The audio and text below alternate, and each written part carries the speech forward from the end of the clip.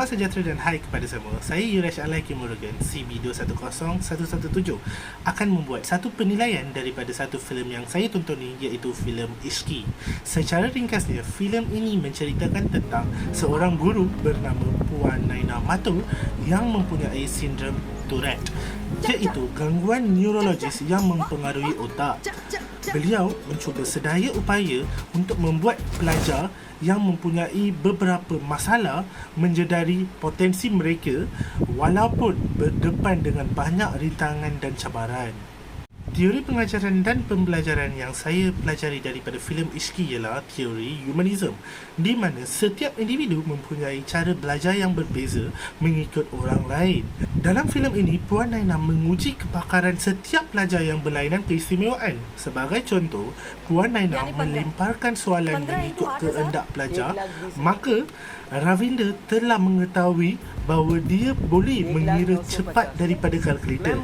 Selain itu, Killer mengetahui bahawa dia mempunyai kemahiran fizik. Pendekatan pengajaran dan pembelajaran yang digunakan oleh Puan Naina ialah pendekatan elektrik, iaitu menggabungkan dua pendekatan induktif dan didaktif semasa proses pembelajaran.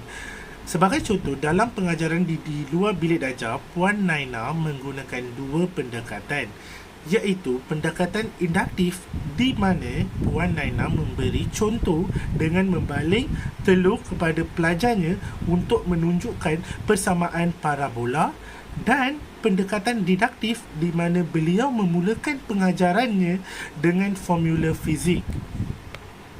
Dalam filem Ishqi ini, strategi pengajaran dan pembelajaran yang memainkan peranan yang penting ialah strategi pemusatan bahan, iaitu menggunakan pelbagai bahan dalam pengajaran.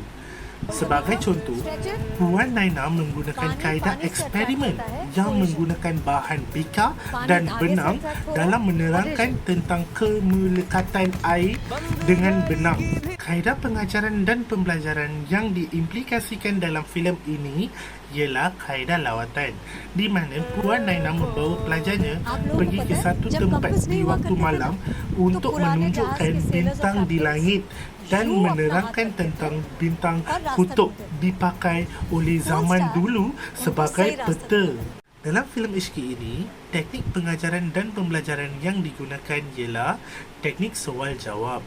Pada babak ini, Puan Naina mengemukakan soalan yang berkenaan bagi pengalaman pelajar, maka secara tidak langsung Ravinder dapat menjawab soalan maths yang susah dengan begitu cepat berbanding dengan kalkulator.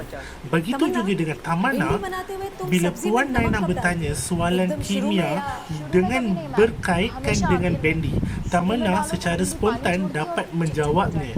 Sebagai seorang guru, perlulah mempunyai beberapa karakter. Pertamanya ialah penampilan diri. Dalam filem ini, dari permulaan hingga akhir, Puan Naina menunjukkan penampilan diri yang baik dan bersesuaian dengan bidangnya. Kedua ialah keprihatinan. Kita boleh tahu bahawa Puan Naina sangat prihatin terhadap murid-muridnya dan sanggup melawat rumah muridnya bagi melihat keadaan mereka. Ketiga ialah Puan Naina sangat berbudi pekerti. Ini kerana beliau tidak pernah menggunakan perkataan yang kasar dan tidak sopan ketika berlaku masalah dengan sesiapa. Dan akhir sekali ialah sikap profesional. Puan Naina memiliki sifat profesional, iaitu sikap membantu dan menyampaikan seberapa banyak ilmu kepada murid-muridnya. Sebagai contoh, Puan Naina tidak pernah mengeluh mengajar pelajarnya walaupun pelajarnya sering melakukan masalah kepada dirinya. Secara kesimpulannya, saya dapat tahu bahawa teori, pendekatan, strategi, kaedah dan teknik pengajaran dan pembelajaran amatlah penting bagi memastikan pembelajaran yang berkesan kepada para pelajar.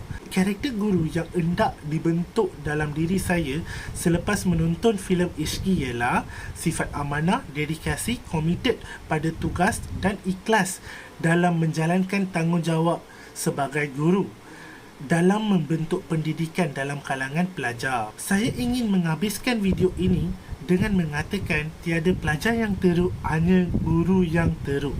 Sekian, terima kasih.